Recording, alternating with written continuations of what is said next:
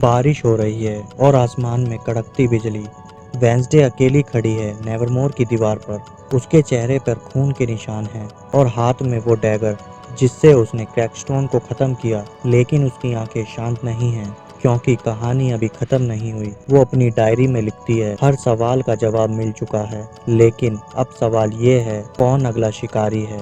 और मैं अब खुद शिकार हूँ। थॉर्निल यानी लॉरेल गेट्स को अब नेवरमोर के तहखाने में कैद किया गया है। उसके चेहरे पे डर नहीं बल्कि साफ मुस्कान है।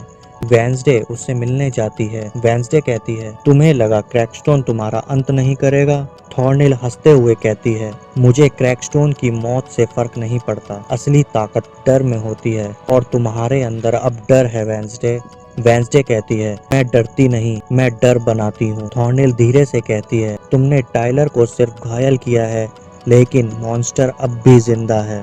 वेंसडे की सांसें भारी हो जाती हैं। क्या टाइलर वाकई मर चुका है या मॉन्स्टर फिर से जाग चुका है? शहर के बाहर एक वीरान गोदाम में टाइलर की आंख खुलती है। उसके चारों ओर खून, टूटे हुए शीशे और गूंजती हुई आवाजें। वो बुरी तरह घायल है लेकिन जिंदा है। टाइलर गुस्से में कहता है, उन्होंने मुझे राक्षस कहा, मैं अब बनूंगा उनका अंत।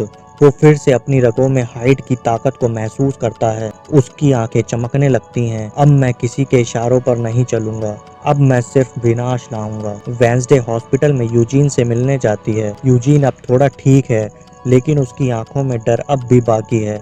यूजीन कहता है, मैंने क्रैकस्टोन को देखा था और मैंने उसे जाते भी देखा।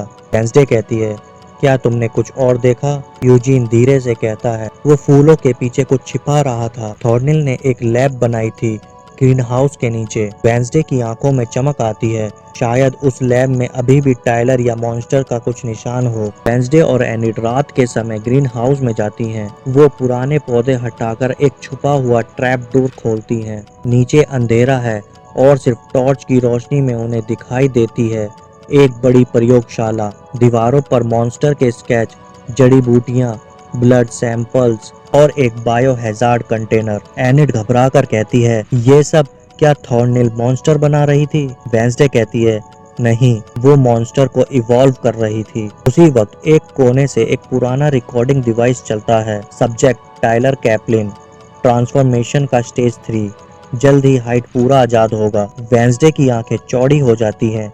टाइलर अब किसी के कंट्रोल में नहीं, वो खुद एक शिकारी बन चुका है। एनिड अकेले हॉस्टल की ओर लौट रही होती है, तभी पीछे झाड़ियों में हलचल होती है। वो पीछे मुड़ती है, वहाँ कोई नहीं होता। फिर अचानक एक परछाई उसके सामने आती है और एक भयानक झपट्टा। एनिड चीखती है, लेकिन तभी बियांका, एजेक्स और बाकी लड़के आ जाते हैं। मॉन्स्टर भाग जाता है, लेकिन एनिड बुरी तरह जख्मी हो जाती है। वेंसडे वहाँ पहुँचती है और पहली बार उसकी आंखों में डर दिखाई देता है। वेंसडे कहती है, ये सब मुझसे जुड़ा है और अब इसका अंत मुझे ही करना होगा। एनिड के जख्मी होने के बाद नेवरमोर स्कूल में सन्नाटा छा जाता है। स्टूडेंट्स सहमे हुए हैं, टीचर्स भी चुपचाप इधर उधर ताक रहे हैं। वेंसडे अपने कमरे में बैठी है। सामने टेबल पर है टाइलर की फोटो, एक डैगर और गूडी एडम्स की पुरानी डायरी। वेंसडे डायरी पढ़ते हुए कहती है, मॉन्स्टर को हराने के लिए केवल ताकत नहीं, इतिहास का सच भी चाहिए। गूडी की डायरी में लिखा होता है, जिस आत्मा को 2 बार मारा गया हो, उसे खत्म करने के लिए उसी के खून से बना हथियार चाहिए। वेंसडे अब समझ जाती है, टाइलर को हराने के लिए उसे टाइलर के ही डीएनए से एक हथियार बनाना होगा। वेंसडे एक्सेवियर के पास जाती है। वेंसडे कहती है, मुझे तुम्हारी जरूरत है, मुझे टाइलर का डीएनए चाहिए और तुम ही वो तलवार बना सकते हो। एक्सेवियर हैरानी से कहता है, तुम मुझसे मदद मांग रही हो? वेंसडे कहती है, तुम मुझसे नाराज हो सकते हो, लेकिन अगर हम अब भी नहीं लड़े तो कोई नहीं बचेगा। एक्सेवियर अपनी शक्तियों का इस्तेमाल करता है, टाइलर की पेंटिंग से उसका स्केच बनाता है और फिर उस स्केच को छूकर एक ब्लैक सिल्वर डैगर बनाता है। एक्सेवियर कहता है, ये सिर्फ तुम्हारे हाथों से चलेगा, किसी और के हाथ में ये राख हो जाएगा। टाइलर अब अकेला नहीं है, उसने थॉर्निल के पुराने रिसर्च फाइल्स को चुराया है और उसी फॉर्मूले से 2 आउटकास्ट लड़कों को मॉन्स्टर में बदलना शुरू किया है। टाइलर कहता है, वेंसडे ने क्रैकस्टोन को मारा, अब मैं बनूंगा नया क्रैकस्टोन। हर इंसान, हर आउटकास्ट अब मेरी सेना का हिस्सा होगा या मेरी राख। रात के अंधेरे में टाइलर और उसके 2 नए हाइड स्कूल पर हमला कर देते हैं। बियांका, एजेक्स और बाकी स्टूडेंट्स हथियार लेकर लड़ते हैं, लेकिन ये मॉन्स्टर बहुत तेज हैं। वेंसडे एक्सेवियर के साथ मिलकर डैगर उठाती है और पहली बार टाइलर के नए रूप का सामना करती है। टाइलर हंसते हुए कहता है, तुमने सोचा था तुमने मुझे मार डाला? वेंसडे कहती है, नहीं, मैंने तुम्हें आजाद किया था, अब मैं तुम्हें खत्म करूंगी। उन दोनों के बीच भीषण लड़ाई शुरू होती है। डैगर हवा में लहराता है, मॉन्स्टर झपट्टा मारते हैं और नेवरमोर जलने लगता है। वेंसडे घायल हो जाती है। टाइलर उसका गला दबा रहा होता है। तभी उसकी आंखों में फिर से गूडी एडम्स की आत्मा समा जाती है। गूडी कहती है, तू अब अकेली नहीं है वेंसडे, अब मैं तुझमें ही जीवित हूँ। एक आखिरी बार गूडी की आत्मा पूरी शक्ति के साथ वेंसडे के शरीर में समा जाती है। वेंसडे की आंखें चमकती हैं, वो उठती है और डैगर को टाइलर के दिल में गाड़ देती है। एक चीख, एक भयानक रोशनी और टाइलर की मॉन्स्टर फॉर्म चटकती है और फाइनली सब खत्म हो जाता है। सुबह होती है। नेवरमोर के खंडहरों के बीच एक नई शुरुआत की उम्मीद बनती है। वेंसडे स्कूल के गेट के पास खड़ी है। एनिड उसके पास आती है, जख्मी लेकिन जिंदा। एनिड कहती है, हम जीत गए वेंसडे। वेंसडे धीरे से मुस्कुराकर कहती है, हम नहीं जीते, हमने बस समय खरीदा है। एजेक्स, बियांका, एक्सेवियर और बाकी सभी स्टूडेंट्स वेंसडे को एक नई नजर से देखते हैं। अब वो केवल अजनबी नहीं, अब वो उनकी रक्षक बन चुकी है। वेंसडे एक्सेवियर से विदा लेती है और कार में बैठकर घर लौटने लगती है। उसके पास गूडी की डायरी है और एक नया मोबाइल।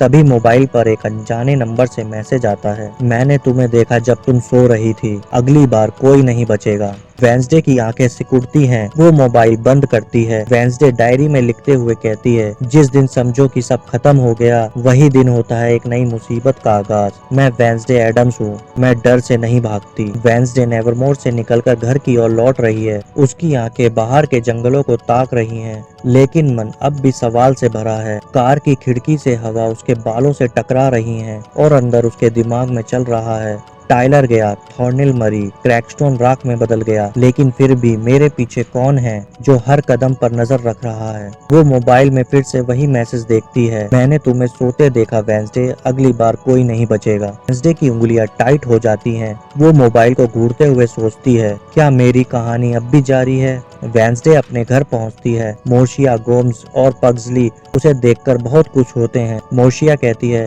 तुम एक भयानक दौड़ से होकर आई हो, अब आराम करो वेंसडे।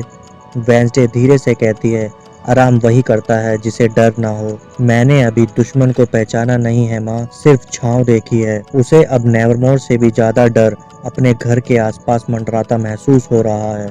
वेंसडे अपने रूम में अकेली बैठती है। सामने है उसकी डायरी जो हर रहस्य, दर्द और लड़ाई की गवाह रही है।